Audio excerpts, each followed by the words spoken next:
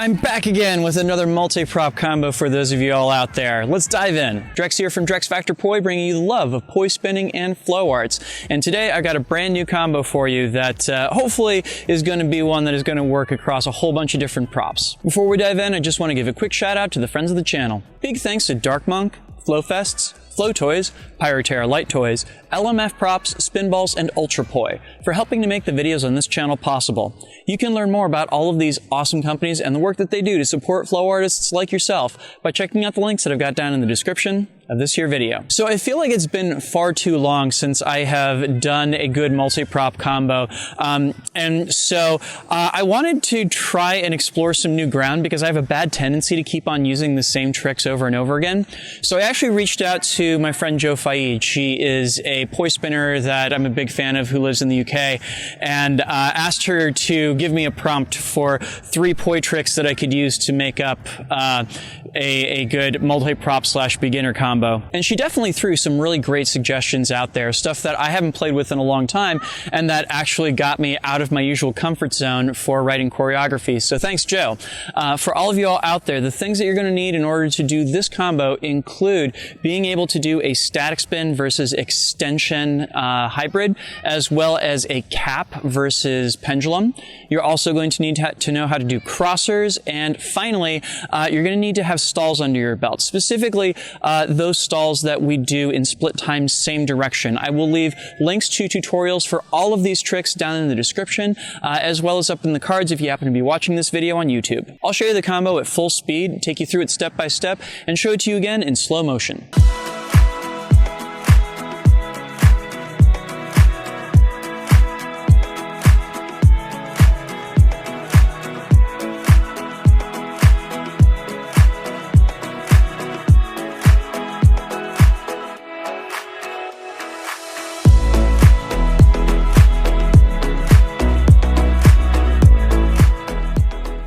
All right, so to start off, we're going to have to work through our extension versus static spins on this one, and specifically this variation right here where we're kind of walking back and forth with this hybrid. This is something that I originally got from old Ronin videos on YouTube, where he would kind of like walk this hybrid back and forth, and I always thought it looked really cool, and like literally up until Jo challenged me to use this trick, I had totally forgotten about this trick for years. So thanks for the reminder there. How you're going to want to get into this is keep your hands about shoulders width apart and start with your poise spinning in together same in wall plane. This is kind of your home base. Now, you want to be able to have your right hand go around in a big extension and then stop it. So without the left hand involved, this usually just becomes when the right hand poise pointed out to the right hand side, you go around in a big circle and you stop once it gets back to your shoulder. Big circle and stop once it gets around to your shoulder, yeah? The left hand is going to be the same thing but on the other side. You start off at your shoulder, and when it's pointed off to your left hand side, you take it in a big circle around and then stop it at your left shoulder. Big circle around, stop it at your left shoulder. Now, depending upon your length of poi, it might not be possible to keep a clean line going between the poi at all times. Do your best here, just so long as you have this intention here that you've always got one hand that is moving around in the extension and the other hand that's kind of just staying there in static spin, right? All right, cool. So we're going to do a total of 3 reps of this. That is, we go around with the right once, right twice, left twice, right 3 times, left 3 times, and here's where the magic happens. So once you got 3 reps in, you're going to make like you're going to do another rep, and you're going to have that right hand go around in an extension, and it's actually going to complete all the way around back over to your left, and then it's going to drop into a cap versus pendulum here. It's literally just this thing that you're kind of like killing the momentum of it when it's out to your left-hand side, and then letting it drop into that cap, right? This is something that I actually teach in my sticky hybrids class a lot, is going back and forth between these 2 hybrids. The one thing to watch watch out for is that because your left hand is going to be even with your left shoulder instead of your right shoulder, the line out to the very side is not going to be as clean as it could be. Like, there's definitely a way to do this hybrid wherein these two things are just like stuck to each other like glue.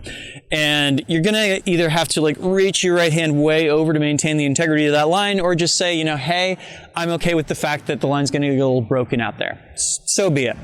Either which way, you're going to do 3 of these caps going once, twice, and 3 times, and that is when things change up. So one of my favorite things to do out of cap versus pendulum is to take this bottom moment with the pedal right here, which normally the line you wind up with is with both of the poise pointing straight down at that point.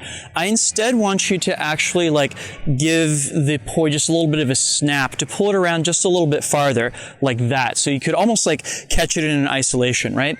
The reason that we're doing this is we're switching up the alignment of the poi so that they'll work in split time, same direction, instead of together same. So on the last time through, boom, your right hand poi comes up quicker, and you kind of like let so the right hand poi is going to come around, and you're just going to kind of let the left hand poi hang there, like you're going to stop the pendulum in its tracks. And as I'm doing this, I'm noticing that the way I'm doing that is I'm actually like bringing my left hand out above it to kind of kill its momentum and everything, while the right hand poi keeps turning. Once again, you want to get to this alignment where the right hand poi head is up and the left hand poi head is down, because we're going to need to go into split time same direction for our next trick. And what exactly is that next trick? I'm so glad you asked. Basically, I'm going to take this almost like a weave. My right hand is going to go around underneath my left hand, and when I get to this point where they're crossed over, I'm going to turn over to my right hand side here, and that is how I'm going to enter into my crosser. Let me show you that at speed here. So as I go down and around here, boom, right hand goes around underneath, and that gets me to the crosser. That was way smoother than I think I have any right to be able to do that here. But yeah, think of it as being boom, and then, or you could actually think of it more as the left hand coming over on top of it in order to get into this crosser right here. Another way you could think of this is that the left hand kind of does a linear isolation in that moment, where it like stalls out for a second, and then you pull it over to your left hand shoulder while keeping it going clockwise and everything. Either approach totally works, but the point is you want to get to this place where you have your arms crossed and the poi going around in split time, same direction, yeah? All right, so you're going to get 3 reps of that crosser under your belt, and then we are going to go to our last piece of this sequence. That is, I'm going to turn around back behind me, and as I do so, I'm going to let my arms unwrap, and I'm going to stall my right hand poi up and my left hand poi down. Jo referred to this as a Jedi stall. I have never heard this terminology before, but I'm here for it. So with the right hand up and the left hand down, you spin again to face the camera. Again, it's going to be right hand up and left hand down. The way I'm making this turn is that my right hand sweeps past my hips and my left hand sweeps over back behind my ear. Basically, it's like I'm kind of doing the backstroke every time I make this turn and everything, right?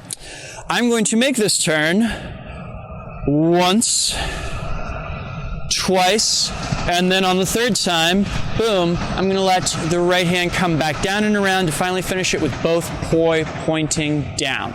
Cool. Let's see all of that again from the beginning. So I start off with my poi going together same in wall plane here, and I'm going to let my right hand go around my left, going around once, twice, 3 times, and on the 4th time, I'm going to kind of fake it out and drop into that cap versus pendulum once, twice. On the 3rd time, boom, I make that switch into the crosser once, twice, 3 times. I turn around back behind me and unwrap, do the stall once, twice, 3 times, around, and boom, we're done. Let's see that again in slow motion.